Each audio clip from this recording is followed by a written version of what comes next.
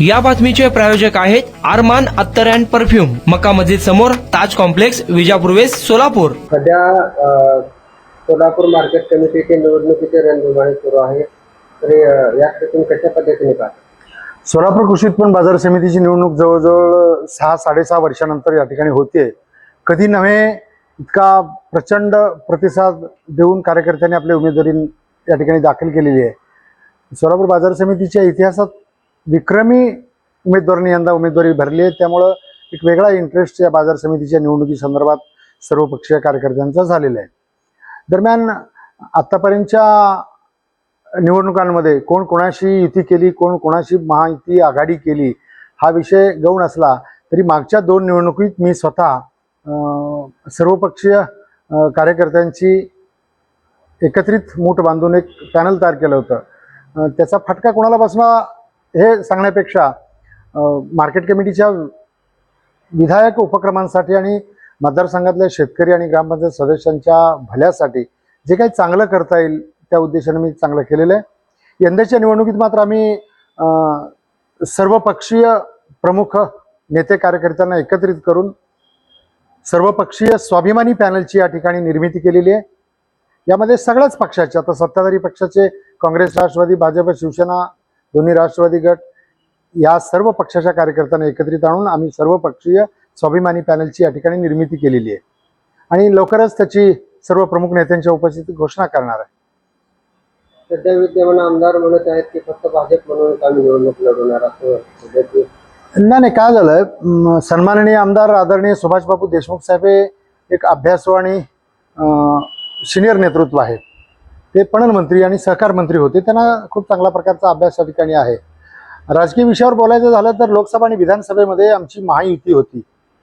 भारतीय जनता पक्ष, राष्ट्रवादी अजितदादा पवार साहेबांचा गट आणि एकनाथ शिंदे साहेबांचा गट अशा महायुती असताना भाजपच्या आमच्या मित्रपक्षाच्या कुठल्याही नेत्यांनी या आम्हा दोन्ही पक्षाच्या प्रमुख कार्यकर्त्यांना या ठिकाणी निमंत्रित केलं नव्हतं. बळजबरीनं आम्ही महायुतीचा धर्म पाळून प्रचार केला. विधानसभेतही तसंच झालं. आता महाराष्ट्र शासनानं राष्ट्रीय बाजार समितीची निर्मिती करण्याचं एक धोरण आखलेलं आहे. त्या दृष्टीनं शासनाची वाटचाल चालू आहे. अशा परिस्थितीमध्ये माजी पणन मंत्री आणि आमच्या विधानसभा मतदारसंघाचे आमदार सन्माननीय बापूसाहेबांनी जे वक्तव्य एक 4-5 दिवसापूर्वी केलं होतं, सोलापूर बाजार समितीचा राष्ट्रीय बाजार होणार आणि त्या प्रक्रियेत प्राधान्यक्रमानं सोलापूरचा समावेश होईल. तसं झालं तर एकाही कार्यकर्त्याला त्या ठिकाणी सोलापूर बाजार समितीच्या कारभारात लोकशाही पद्धतीने काम करायला संधी मिळणार नाही. जे महाराष्ट्रात 6 विभाग आहेत त्या विभागातून एक कार्यकर्ता या ठिकाणी संचालक म्हणून येणार.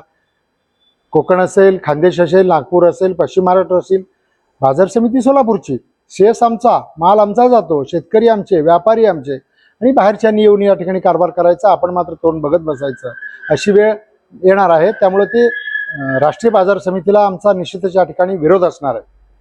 अशा वेळेला आमचे विद्यमान आमदार आणि एक सिनियर भाजपाचे नेते सुभाषबाबू देशमुख साहेब म्हणाले की सोलापूरच्या बाजार समितीचा राष्ट्रीय बाजार समितीत समावेश होणार. आणि कालच 1 एप्रिलला आदरणीय बापूंनी या ठिकाणी मुलाखत दिली, आम्ही यंदाच्या निवडणुकीत फक्त भाजप म्हणून निवडणूक लढवणार. ठीक आहे, ते त्यांचं व्यक्तिगत मत आहे की पक्षाचं मत आहे याचा उलगडा अद्यापपर्यंत झालेला नाही. पक्ष म्हणून त्यांना बोलायचं असतं तर आदरणीय जिल्हाध्यक्ष सचिनदादा कल्याण शेट्टी यांनी ते वक्तव्य केलं असतं.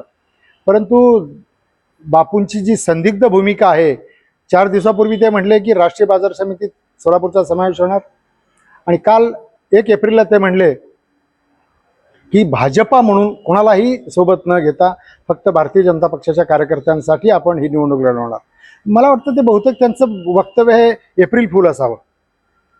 कारण महायुती म्हणून विचार केला तर राष्ट्रवादी अजितदादा गट इथे मजबूत आहे या मतदारसंघात आणि एकनाथ शिंदे साहेबांच्या गटाचे सुद्धा प्रमुख आणि कार्यकर्ते खूप समर्थक त्यांचे आहेत.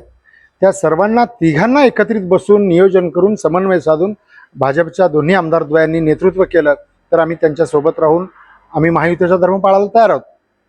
परंतु या उपर आम्ही फक्त भाजप म्हणून लढणार असं त्यांची भूमिका असेल तर आम्हालाही आमच्या नेतृत्वाच्या कानावर ठेवून आमच्या सोयीचं राजकारण कसं करता येईल, शेतकऱ्यांचं भलं, ग्रामपंचायतीच्या सदस्यांचं भलं कसं करता येईल याचा विचार करून आम्हालाही वेगळा विचार करावा लागेल. आणि बापूंची जी भूमिका एप्रिल फूल जर नसेल फक्त भाजपच्या लोकांना घेऊन ते निवडणूक लढवणार असतील तर त्यांनी पक्षाची भूमिका म्हणून त्यांनी जाहीर करावी. त्यानंतर आमचा मार्ग आम्ही निवडू.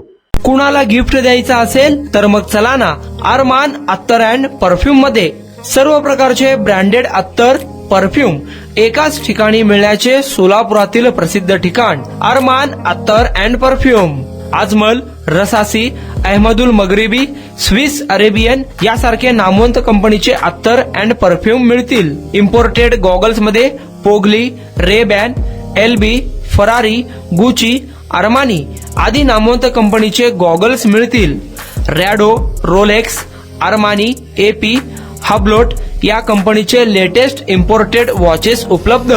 त्याशिवाय टेबल लॅम्प, बखुरदानी, मसाज गन, इम्पोर्टेड अगरबत्ती, हेअर ड्राय, फिंगर रिंग्स या वस्तू खरेदीसाठी एकदा अवश्य भेट द्या.